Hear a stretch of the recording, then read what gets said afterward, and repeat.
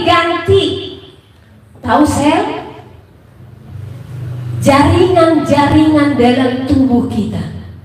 Sel-sel inilah yang memberikan segala kebutuhan di dalam tubuh kita, ya, sehingga jaringan darah kita bisa beredar dengan lancar. Coba kalau selnya rusak, terjadi cancer, tumor, segala jenis penyakit. Jadi seluler ini dibuat menjadi penghubung kepada manusia, merusak apa? Sel manusia yang seharusnya sel atau jaringan kita itu hanyalah sebagai apa?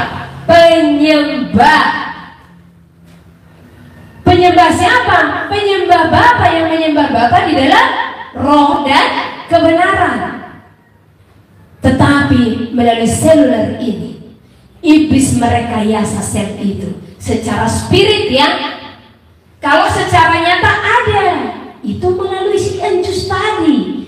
Sel saudara, DNA itu dirusak. Jadi kalau ada nanti, jangan ya, karena akan ada saudara, ya.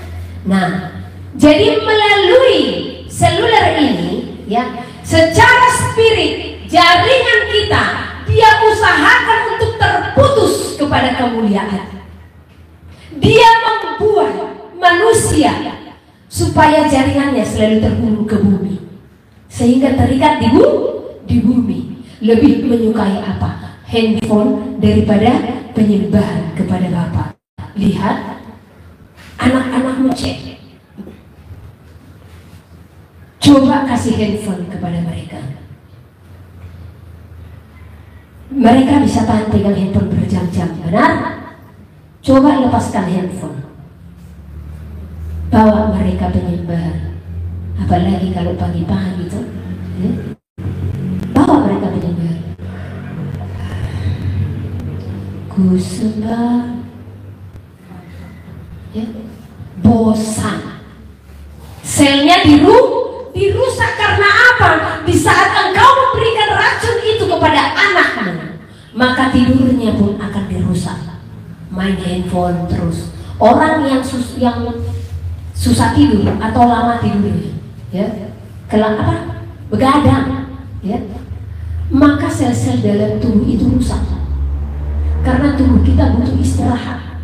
Jadi anak-anak sekarang main handphone itu, bisa sampai jam 2 pagi. Makanya lihat anak-anak sekarang, bentuk matanya ini banyak yang hitam dan banyak yang tenggelam, ya. Si jahat semakin bekerja. Makanya saya sarankan kepada orang tua,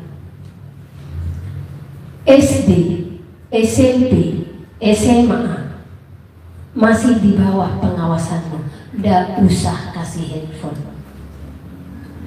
Karena di saat engkau memberikan handphone kepada anakmu, engkau memberikan racun kepada anakmu. Karena sesungguhnya Elohim menganugerahkan anak kepada kita.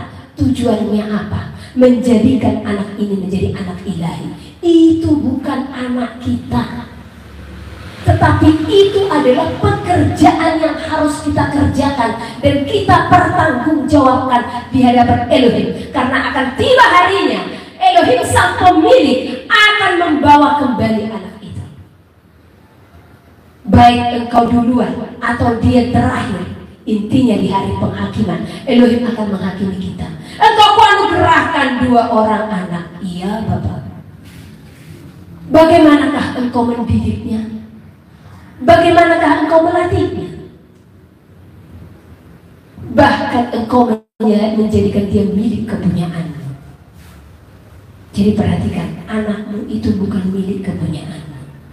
Itu adalah saudaramu di dalam Elohim.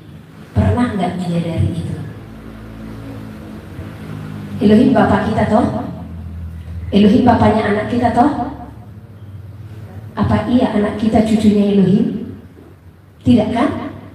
Berarti di hadapan Elohim anak kita adalah saudara kita. Karena sama-sama dia Bapak kita.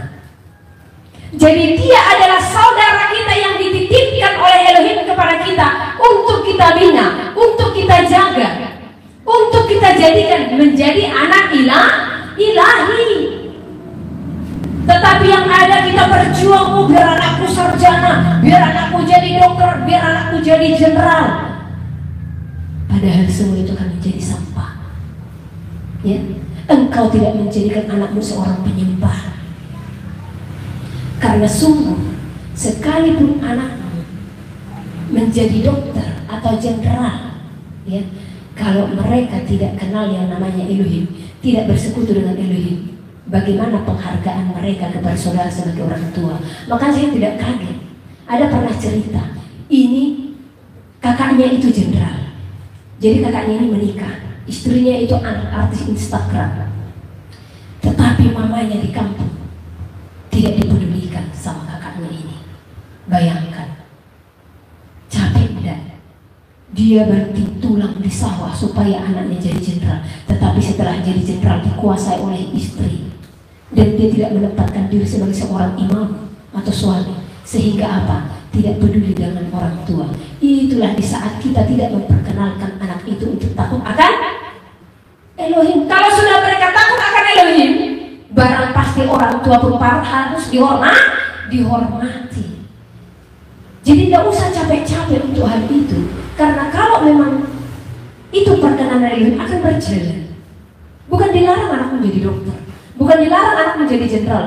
Bahkan di saat engkau menempah anak itu di dalam didikan keilahian, maka dia pun akan menjadi orang yang besar, jasmani, rohani. Ya. Jadi jangan pernah menganggap anakmu adalah milik kepunyaanmu. Itu adalah titipan yang harus dipertanggungjawabkan. Nah, engkau kasih racun yang jelas. Handphone ini, seluler ini adalah segel iblis. Engkau kasih, ya. Bagaimana? Habis gimana Bu? Aku kerja karena pekerjaanmu. Anakmu terikat. Makanya banyak anak sekarang itu apa? Tremor. Emosinya berlebihan. Handphone gitu ya. Sampai pernah dulu kami ada anak kecil umur 3 tahun. Bayangkan 3 tahun pelepasan. Pernah nggak dia yang seperti itu? Anak 3 tahun pelepasan. Saat itu dia meminta handphone atau bagaimana? Intinya saya lihat, saya bilang sama mamanya, saya melihat anakmu ditunggangi, jangan dulu kasih handphone itu. Oh nanti dia menjerit, sini, bawa anakmu ke sini. Kami pegang anak ini, kami doakan, ya, meronta dia. Immanuel yang dekat dia sampai kakinya dijepit, ya, meronta sehabis-habisnya. Apa yang dikatakan keluar dari mulutnya? Anak 3 tahun dilihat dinding, botak katanya. Cantik anak ini, perempuan, ya. Saya bingung, apa ini? Terus tiba-tiba dia bilang, panas, haus katanya, mau dikasih mamanya minum. Jangan. Ini sudah iblis. Tadi saya bilang ada roh yang mengikuti anakmu. Karena dia akan kepanasan dan kehausan di saat hadirat itu ada. Jadi jangan kasih. Ya, kemudian dia bilang, akan kujatuhkan diriku dari genteng ini katanya. Padahal kami di lantai. Coba anak 3 tahun ngomong seperti itu. Siapa yang ngomong dalam tubuhnya kalau bukan setan? Dia mau bunuh diri. Dari mana dia tahu kata-kata itu? Ya. Kemudian dia bilang, aku mau pulang katanya. Ya, pulanglah engkau ke kubangan sana, saya bilang. Ya, akhirnya dia lemas. Baru sadar. Itu spirit dari mana? Handphone saudara. Dan sangat disayangkan orang-orang tua sekarang, ya. Masih bayi, masih balita, sambil besok makan bikin handphone di depannya. Tidak tahu spiritnya itu sangat keras. Makanya ada anak yang sampai membunuh orang tua. Coba jangan kasih handphone kepada anakmu supaya engkau lihat apakah anakmu keterikatan akan handphone itu atau tidak. Kalau memang keterikatan, jangan kasih sama sekali. Ya. Terikat atau tidak terikat, jangan kasih. Kalau memang anak sekolah butuh, ya oke. Di saat di sekolah atau di saat pembelajaran di sekolah pun sebenarnya nggak bisa pakai handphone. Kita saja orang tua yang dibodoh-bodohi, yang ditipu daya oleh siasat jahat. Ya, kalau memang untuk handphone, beli aja yang 2G aja. Bisa dia ke pasar, bawa ini handphone biar bisa mama hubungin. Otoritas itu kan di tangan orang tua. Banyak yang bilang nggak bisa, Bu. Kenapa nggak bisa? Inilah agenda penguasa dunia itu, ya, merusak keluarga inti. Karena hidup kita sudah diprogram. Bagaimana caranya merusak keluarga inti? Melalui peraturan-peraturan yang tidak masuk akal. Coba lihat akhlak manusia di zaman dahulu dan sekarang makin bobrok. Makin bobrok, ya.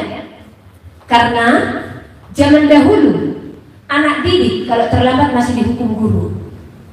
Coba sekarang undang-undang, perlindungan, segala macam. Makin baik nggak anak-anak itu? Makin maju nggak akhlak anak-anak itu? Makin bobrok. Karena apa? Ya, dipukul sedikit lapor orang tua. Orang tuanya pun lucu. Ya, datang ke sekolah. Kenapa anakku dipukul? Coba kalau saya waktu zaman sekarang, satu contoh ya kan, sekalipun anakku dihukum, kenapa kamu dipukul? Ya karena terlambat. Pasti kan ada alasan guru memukul. Gak mungkin guru menghukum tidak ada alasan. Kenapa kamu dipukul? Ya karena terlambat, Mak. Ya sudah, jangan terlambat. Kurang kuat kau dihukum gurumu itu. Karena pukullah anakmu dengan rotan untuk melepaskan mereka dari kebinasaan, dari maut. Barang siapa tidak mengangkat tongkat benci kepada anaknya. Kenapa dikatakan benci? Barang siapa tidak mengangkat tongkat, tongkat berbicara apa? Didikan dan ajaran, ya. Jadi kalau kita tidak mengangkat tongkat, kalau kita tidak keras mendidik anak, bukan kasar, beda keras, ya. Di saat lidi itu engkau taruhkan punggung kakinya belum tentu kasar. Yang kasar itu di saat caci maki keluar dari mulutmu, ya. Di saat engkau memukul anak itu, satu contoh di saat dia salah, maka dia pun akan terhajar dan tidak mengulangi kesalahan yang sama. Kenapa dikatakan barang siapa tidak mengangkat tongkat benci kepada anaknya? Karena di saat anakmu bersalah, engkau pun diam saja, tidak memberikan ganjaran, maka dia akan merajalela, maka dia akan masuk ke neraka. Neraka ini adalah hal-hal yang dibenci. Makanya dikatakan kalau kita tidak mengajar anak kita, maka kita benci kepada anak kita, karena kita menginginkan kebinasaannya. Jadi harus keras didikan kepada anak. Kita harus menempatkan otoritas sebagai orang tua, tetapi melalui segala peraturan-peraturan sekarang aneh-aneh, ya. Terlalu melindungi, akhirnya dilindungi melonjak dan merajalela, ya. Jadi bagaimana cara mendidik anak? Tujuan mereka penguasa dunia, karena sebenarnya inti dari apa yang kami sampaikan adalah membicarakan penguasa dunia, dan itu ada hubungannya ke tanda bilangan, ya. Intinya ini semua adalah penguasa dunia. Siapa penguasa dunia ini? Saya tidak bisa sebutkan namanya, ya. Tetapi mereka adalah kelompok-kelompok orang-orang terbesar di dunia yang hendak menguasai bumi ini.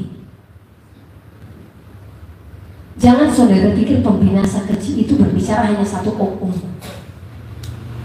tetapi itu komunitas yang akan berdiri sebagai anti Hamasiyah, ya. Coba kalau kita menyuruh anak kita seperti ini,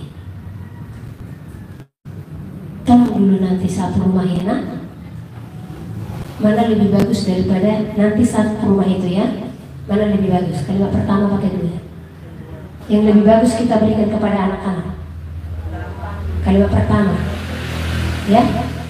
Kalimat pertama. Oke. Karena apa? Kita sudah diracuni oleh penguasa dunia. Yang benar adalah kalimat kedua. Karena di saat engkau mengatakan, nak tolong dulu nanti sapu rumah itu, ya, engkau memberikan peluang kepadanya. Ah mak, aku masih les. Ah mak, aku masih kesini. Ah mak, aku masih kayak gini. Kita tidak ada otoritas. Masa minta tolong sama anak? Tetapi otoritas yang benar, nanti sapu rumah ini, ya. Itu bahasa yang benar sebagai otoritas yang diberikan Elohim kepada kita, sehingga anak tidak bisa untuk berdalih. Kadang hal yang baik dibuat untuk menipu umat manusia. Sama dengan tanda bilangan ini nanti. Baik enggak? Baik enggak kalau nggak ada uang? Menurut saudara baik nggak kalau nggak ada fisiknya? Fisiknya maksudnya ini yang kita pegang sekarang, uang itu, lembaran-lembaran itu. Baik nggak kalau itu nggak ada? Baik, karena apa? Kita nggak takut dirampok, ya kan? Aman, kita nggak ribet, kita nggak susah hitung-hitung 1, 2, 3, 4, ya, tinggal simple toh, nggak padat dompet saudara, nggak takut megang dompet ini ke pasar. Aduh, besar sekali dompetku ini, ya, lihat kiri dan kanan, supaya saudara terhindar dari perampok. Katanya karena tujuan mereka secara dunia mulia, tetapi sesungguhnya tujuan mulia mereka membinasakan. Lihat, tujuan mulia enggak perlindungan itu terhadap siswa-siswa itu. Tujuan mulia, mulia karena apa? Supaya tidak ada penganiayaan segala macam. Padahal hasilnya apa? Murid ketemu guru, di depan guru sudah tidak ada lagi moral mereka, akhlak mereka, karena peraturan-peraturan yang kelihatan baik itu tadi. Dan ingatlah, baik belum tentu benar, tetapi kalau benar barang tentu sudah pasti baik, ya. Jadi sebenarnya didikan-didikan yang keras yang diberikan Elohim kepada kita itu menjadikan kita itu benar. Karena banyak hal-hal yang baik. Ada seorang perampok, dia merampok hanya untuk apa? Semua masyarakat di desanya itu orang miskin dan berkekurangan terlantar, sehingga dia pergi merampok untuk apa? Supaya desa ini makan. Baik nggak dia? Baik nggak? Baik kan? Orang dia merampok bukan untuk dirinya karena dia peduli dengan masyarakat, tetapi benar tidak? Tidak.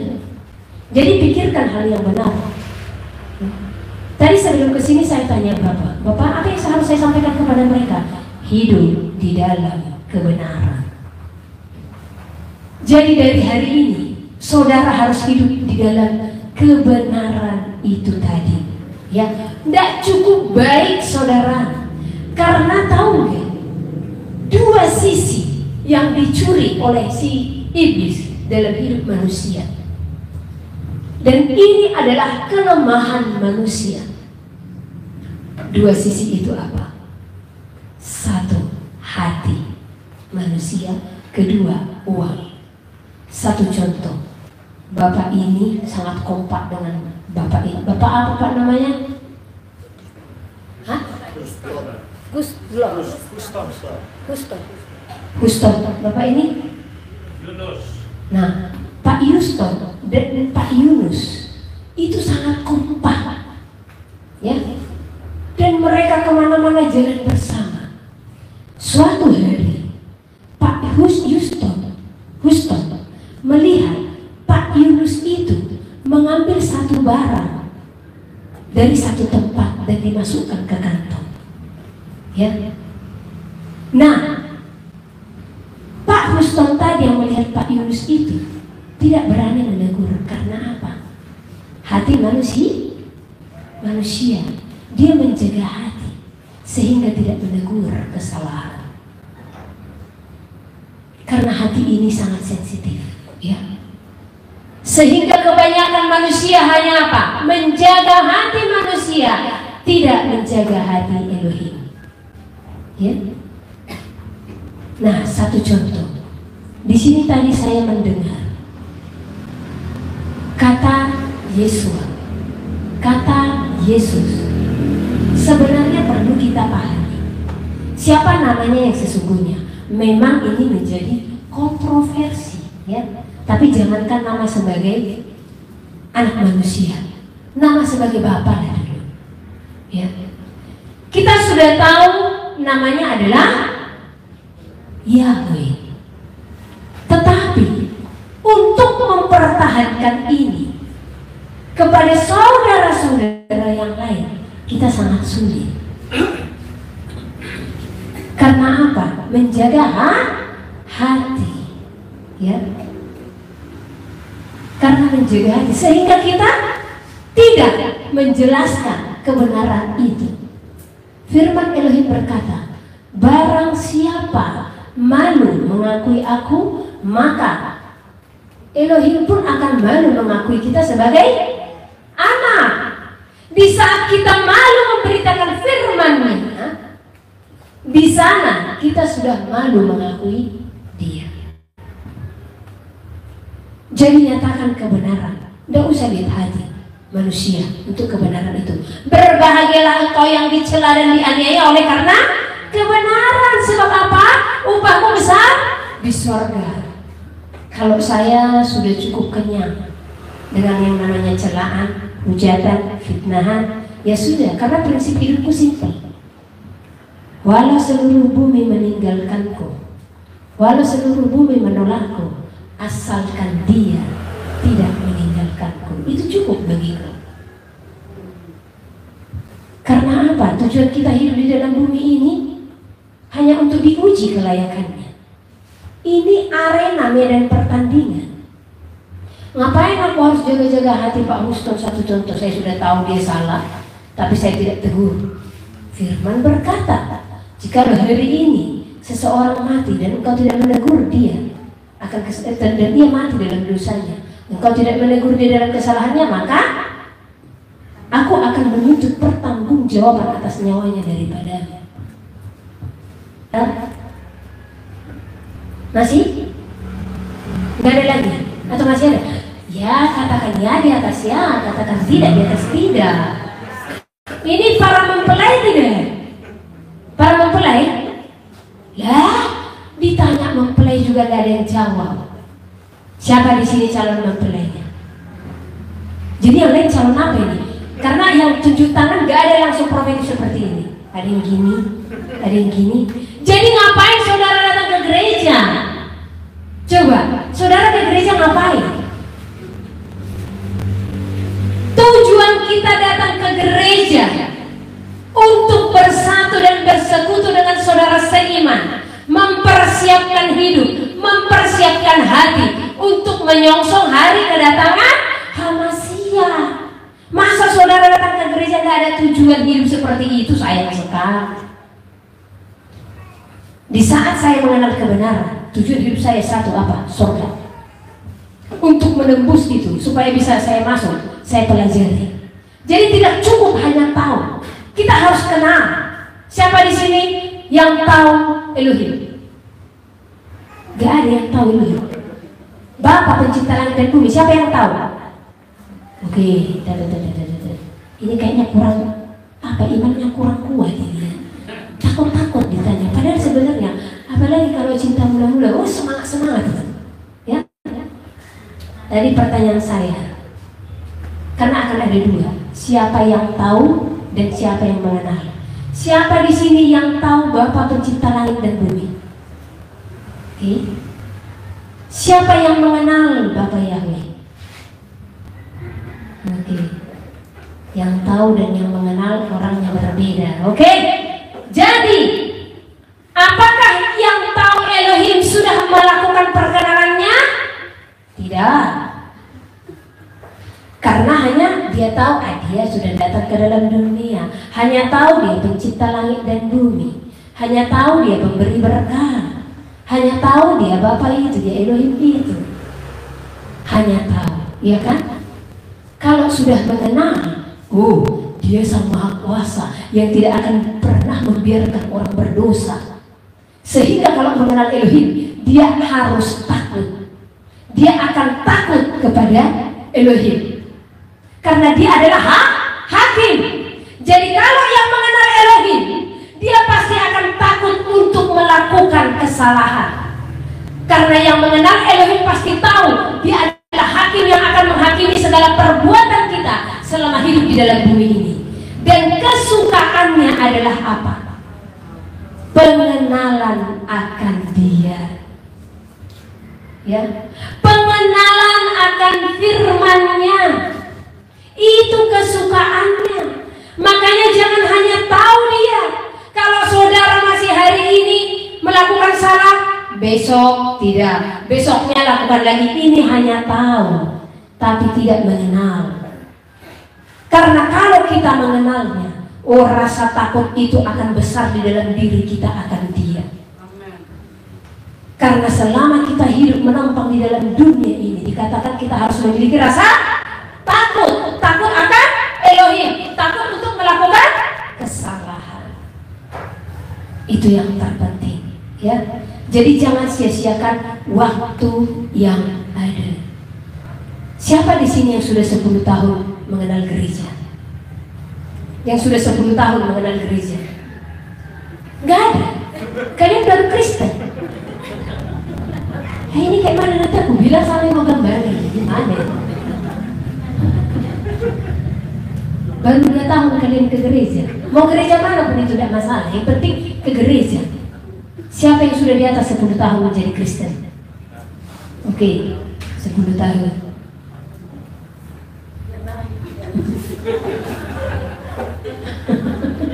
Baiklah, ini takut semua. Ya, saya katakan, saudara sudah lebih dari 10 tahun. Saya belum lebih dari 10 tahun. Tapi coba cek hidupmu. Di saat sudah mengenal kebenaran, apa yang sudah bertambah-tambah dalam hidupmu? Di saat engkau mengenal Dia, apakah rasa marah itu sudah berkurang? Apakah kesabaran itu sudah semakin bertambah-tambah? Berarti besok kalau ada yang pancing marah, nggak marah lagi berarti. Ya kan? Harus kayak gitu, tandanya sudah lepas. Kalau hari ini ada yang mancing kemarahan, ya, dia marah. Oke, jatuh. 3 bulan dia tidak marah. Tetapi ke 4 bulan ada yang buat marah, dia marah lagi. Sudah lepas nggak dia dari dosa marah?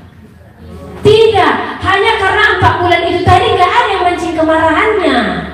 Nah, tanda kita teruji itu di saat pencobaan itu ada. Jadi cek diri saudara. Di saat seseorang membuat kesal atau membuat marah, bisa nggak diam? Bisa nggak mengampuni? Bisa nggak menutup mulut? Dasar kamu perempuan nggak benar segala masalah. Bisa nggak tutup mulut? Apa kamu bilang? Nah, ini udah jatuh, ya. Jadi kalau masih terpancing walau 2 atau 3 bulan, oh berarti belum ada kuasa dalam peribadatanmu. Padahal ibadah itu harus mengandung kuasa. Kuasa untuk apa? Mengubah hidup kita supaya hidup kita hari lepas hari diperbaharui. Kalau namanya sudah diperbaharui, maka akan terpancar kemuliaan. Maka kita pun akan menjadi kesukaan di hadapan saudara-saudara kita. Karena sudah ada buah roh, kasih, sukacita, damai sejahtera, ke-9 buah roh itu diam dalam kita. Sudah dicaci maki, sabar, ya. Sudah dijahatin, baik, bermurah hati. Itu baru namanya sudah beribadah. Jadi orang yang beribadah dengan orang yang tidak beribadah, itu kelihatan dari buahnya. Jangan saudara rasa sudah datang ke tempat ini sudah disebut beribadah. Belum, karena ibadahmu itu nyata dari segala kehidupan, perbuatan. Itu tandanya orang yang beribadah.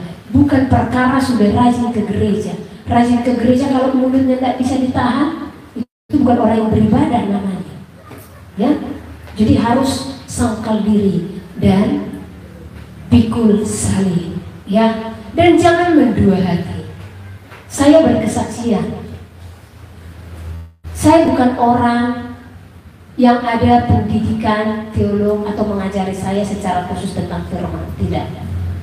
Saya langsung dituntun oleh Roh Kudus itu sendiri. Jadi tentang nama itu langsung. Saya diserukan anakku, panggil aku Yahweh. Apa itu? Saya bilang, karena saat itu saya panggil Allah waktu baca Alkitab. Karena itu yang saya alami, saya mendengar suara yang saya tidak tahu siapa dia. Karena di saat saya bertanya, ini kamu siapa? Kau siapa? Siapa yang kau sembah? Elohim. Rohkulah yang diam dalammu. Seperti itu jawabannya terus. Nah, disebutkan namanya Yahweh.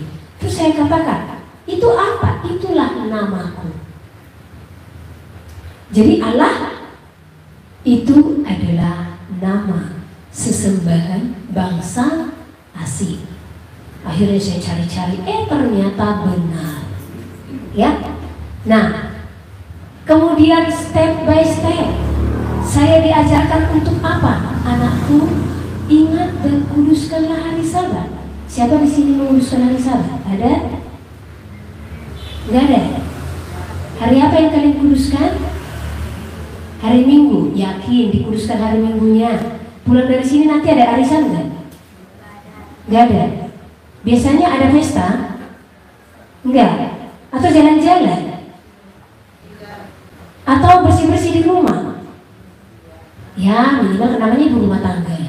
Biasa kan, pulang gereja menggunakan waktu bersih-bersih dulu, ya kan? Kalau memang itu bagimu hari Sabat atau hari yang kudus, bukankah engkau harus menguduskannya? Dan dikatakan, jangan mengurus urusanmu pada hari itu. Ya. Hari Sabat hari keberapa? Hari keberapa? Hari Minggu hari keberapa? Hari Sabat hari keberapa, saudara? Ketujuh. Hari Minggu hari keberapa? Pertama. Titah keempat dikatakan apa? Gak ada yang tahu titah keempat. Ingat dan kuduskanlah hari Sabat. Apa yang dikatakan? 6 hari lamanya engkau melakukan segala pekerjaanmu 6 hari. Tetapi pada hari yang ke-7 itu adalah hari perhentian di hadapan Elohim. Hari yang ke-7 berarti hari apa? Hari apa?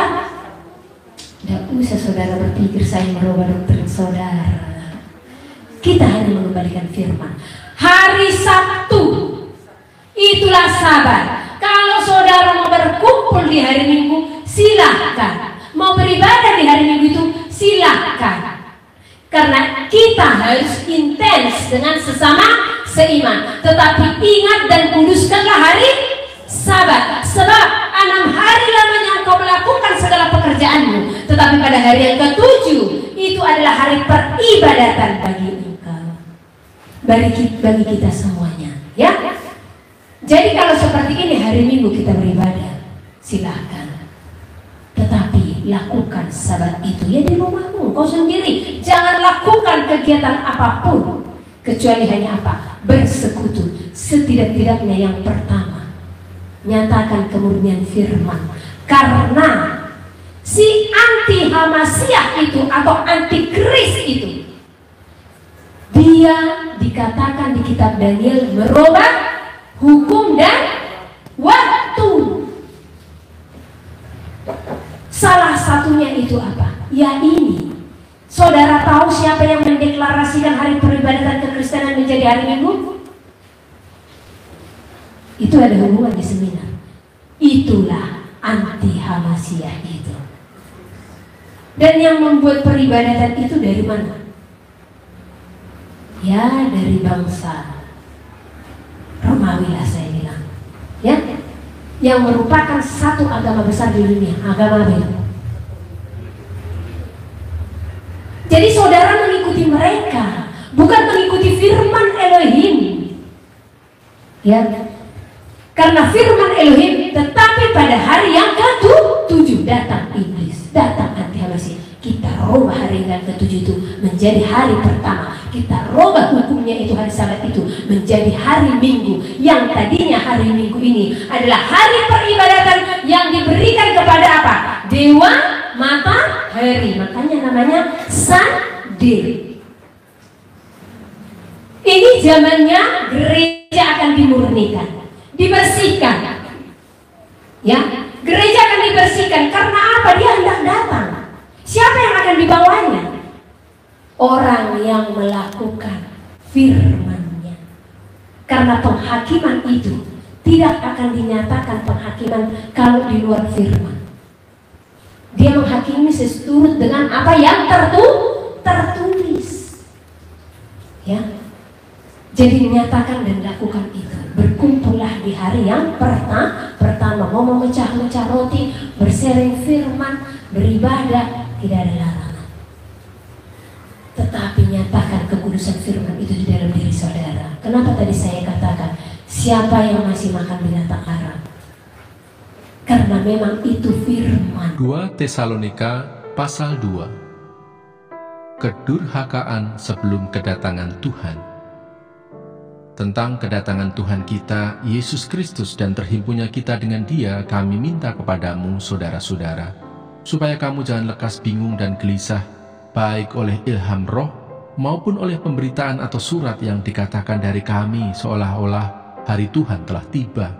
Janganlah kamu memberi dirimu disesatkan orang dengan cara yang bagaimanapun juga, sebab sebelum hari itu, haruslah datang dahulu murtad, dan haruslah dinyatakan dahulu manusia durhaka yang harus binasa, yaitu lawan yang meninggikan diri di atas segala yang disebut atau yang disembah sebagai Allah. Bahkan ia duduk di bait Allah dan mau menyatakan diri sebagai Allah. Tidakkah kamu ingat bahwa hal itu telah kerap kali kukatakan kepadamu ketika aku masih bersama-sama dengan kamu? Dan sekarang kamu tahu apa yang menahan dia, sehingga ia baru akan menyatakan diri pada waktu yang telah ditentukan baginya. Karena secara rahasia, kedurhakaan telah mulai bekerja, tetapi sekarang masih ada yang menahan. Kalau yang menahannya itu telah disingkirkan, pada waktu itulah si pendurhaka baru akan menyatakan dirinya, tetapi Tuhan Yesus akan membunuhnya dengan nafas mulutnya dan akan memusnahkannya kalau ia datang kembali. Kedatangan si pendurhaka itu adalah pekerjaan iblis dan akan disertai rupa-rupa perbuatan ajaib, tanda-tanda dan mujizat-mujizat palsu dengan rupa-rupa tipu daya jahat terhadap orang-orang yang harus binasa karena mereka tidak menerima dan mengasihi kebenaran yang dapat menyelamatkan mereka. Dan itulah sebabnya Allah mendatangkan kesesatan atas mereka yang menyebabkan mereka percaya akan dusta, supaya dihukum semua orang yang tidak percaya akan kebenaran dan yang suka kejahatan. Dipilih untuk diselamatkan. Akan tetapi kami harus selalu mengucap syukur kepada Allah karena kamu, saudara-saudara yang dikasihi Tuhan, sebab Allah dari mulanya telah memilih kamu untuk diselamatkan dalam roh yang menguduskan kamu dan dalam kebenaran yang kamu percayai. Untuk itulah Ia telah memanggil kamu oleh Injil yang kami beritakan, sehingga kamu boleh memperoleh kemuliaan Yesus Kristus, Tuhan kita. Sebab itu, berdirilah teguh dan berpeganglah pada ajaran-ajaran yang kamu terima dari kami, baik secara lisan maupun secara tertulis. Dan Ia, Tuhan kita Yesus Kristus dan Allah Bapa kita, yang dalam kasih karunia-Nya telah mengasihi kita dan yang telah menganugerahkan penghiburan abadi dan pengharapan baik kepada kita, kiranya menghibur dan menguatkan hatimu dalam pekerjaan dan perkataan yang baik.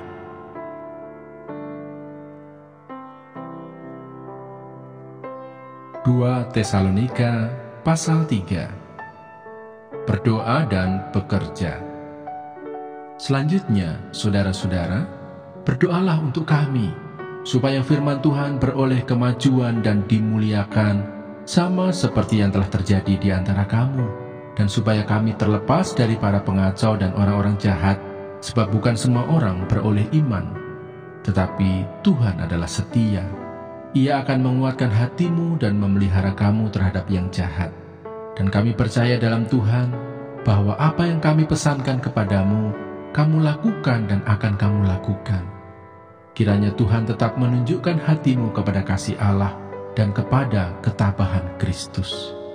Tetapi kami berpesan kepadamu, saudara-saudara, dalam nama Tuhan Yesus Kristus, supaya kamu menjauhkan diri dari setiap saudara yang tidak melakukan pekerjaannya dan yang tidak menurut ajaran yang telah kamu terima dari kami.